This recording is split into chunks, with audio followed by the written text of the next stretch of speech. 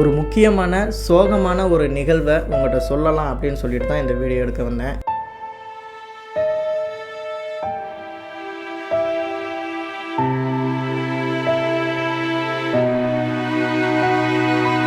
இதுக்கு பெருசாக இன்ட்ரோலாம் கொடுக்கல, ஏன்னா நானே மனவேதனையோடு தான் இந்த பதிவு பண்ண வந்திருக்கேன். ஸோ அதனால் பெருசாக இன்ட்ரோலாம் கிடையாது, நான் அப்படியே கண்டினியூ பண்ணி பேசிகிட்டே போயிடுறேன்.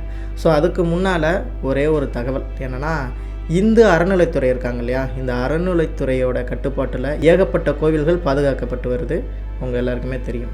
ஸோ அந்த கோவிலுக்குள்ளே நம்ம போகணும் அப்படின்னா ஃப்ரீ தரிசனமும் இருக்குது, டிக்கெட் வாங்கிட்டு தரிசனம் பண்ணுறதும் இருக்குது.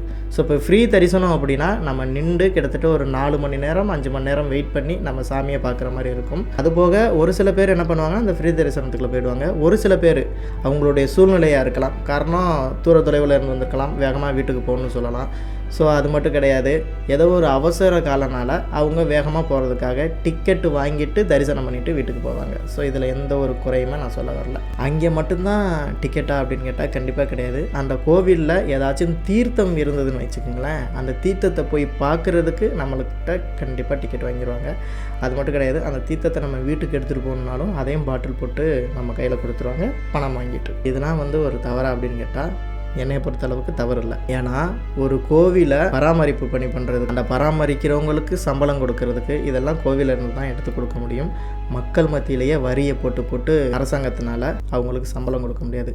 எந்தெந்த வேலை பார்க்குறாங்களோ அந்தந்த துறையில் ஒரு தொழிலை உண்டு பண்ணி அந்த தொழில் மூலியமாக பணங்களை எடுத்து அவங்களுக்கு சம்பளம் கொடுக்கறது தான் சரியாக இருக்கும். ஸோ அதே மாதிரி தான் இந்த அறநிலைத்துறையிலையும் பண்ணுறாங்க. இதில் எந்த ஒரு தவறும் அல்ல. தவறு எங்கே தெரியுமா நடக்குது, ஒழுங்கான பராமரிப்பு இல்லாத இடத்துல தான். இப்போது இதை பற்றி நம்ம பேசுகிறனால கண்டிப்பாக பிரச்சனை வர்றதுக்கான வாய்ப்பு இருக்குது. இதனால தான் முக்கால்வாசி யூடியூபர்ஸ் இதை பற்றி யாருமே பேசலைங்க, நான் மட்டும் தான் பேசுகிறேன்னு வச்சுக்கோங்களேன்.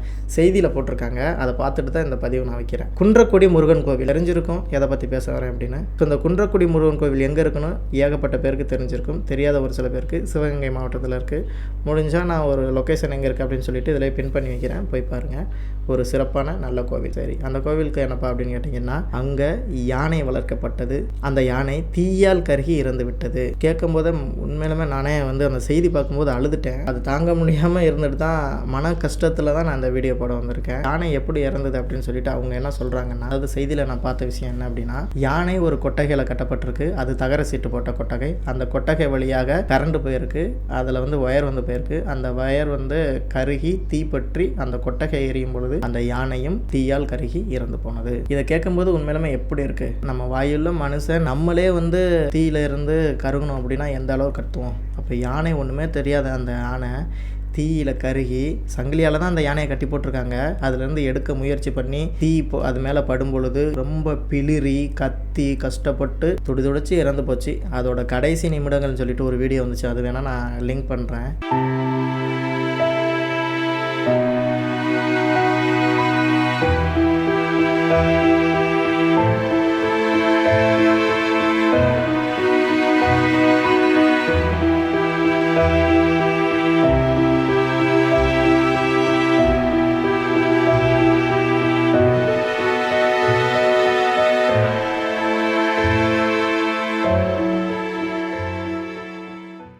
எனக்கு என்ன ஒரு கொஸ்டின் தெரியுமா, இவ்வளவு காசு வசூல் பண்ணுற ஒரு கோவிலில் யானையை பராமரிக்கிறது கூட ஒரு பாகன் இல்லையா? பாகன் இருந்தார், பாகன் வெளியே போயிருந்தார்.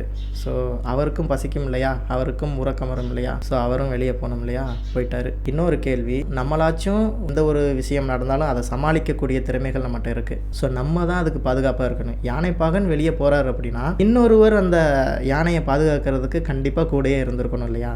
அஜாக்கிரதையினால் ஒரு உயிரை அசால்ட்டாக விட்டுட்டாங்க. இதே மனிதராக இருந்தால் சொல்கிறதுக்கு ஒன்றுமே கிடையாது. பொதுவாக நம்மளும் எலக்ட்ரிக்கல் ரீதியாக இருக்கனால எலக்ட்ரிக்கல் பொருளை பொறுத்த அளவுக்கு சொல்ல முடியாது, திடீர்னு உயர் மின்னழுத்தம் காரணமாக தீப்பற்றி இருக்கலாம். ஆனால் அந்த யானை இறந்ததற்கு முழுக்க காரணம் அங்கே உள்ளவங்க மட்டும்தான் பொறுப்பு.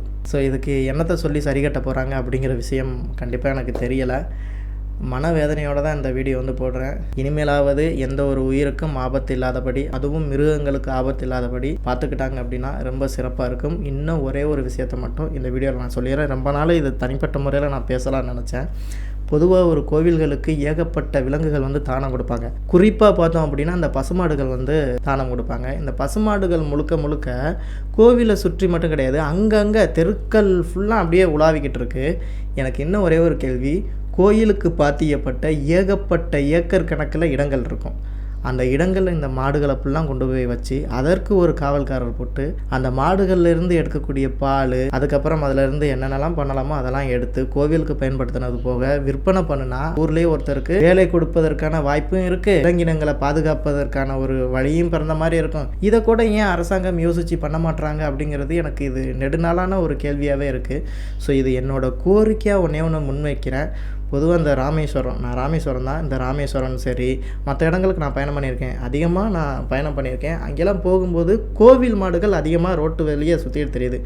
அதெல்லாம் முடிஞ்சால் தயவு செய்து அந்த கோவில் மாடுகளை எடுத்து ஒரு இடத்துல சேஃப்டி பண்ணி அதற்கு ஒரு ஆள் போட்டு அவங்களுக்கு ஒரு சம்பளத்தை கொடுத்து பாலை எடுத்து கோவிலுக்கு பயன்படுத்தினது போக மக்களுக்கும் விற்பனையே பண்ணலாம், தவறே கிடையாது. அப்படி பண்ணி ஒருத்தருக்கு வேலை வாய்ப்பை உருவாக்கலாம். ஸோ இதெல்லாம் நீ சொல்கிற அளவுக்கு பெரிய வெண்ணெய் அப்படின்னு கேட்டால் எனக்கு தோணுனதை நான் சொல்கிறேன். பண்ணுறதும் பண்ணாததும் உங்களுடைய விருப்பம். ஒரு சம்பவம் ஒன்று நடந்துச்சு, ஜிஎஸ்டி சம்பவம். அந்த சம்பவம் மாதிரி அடுத்த வீடியோ நான் மன்னிப்பு வீடியோ போடுவேனா அப்படிங்கிறது எனக்கு தெரியலை. பார்க்கலாம். பாய்.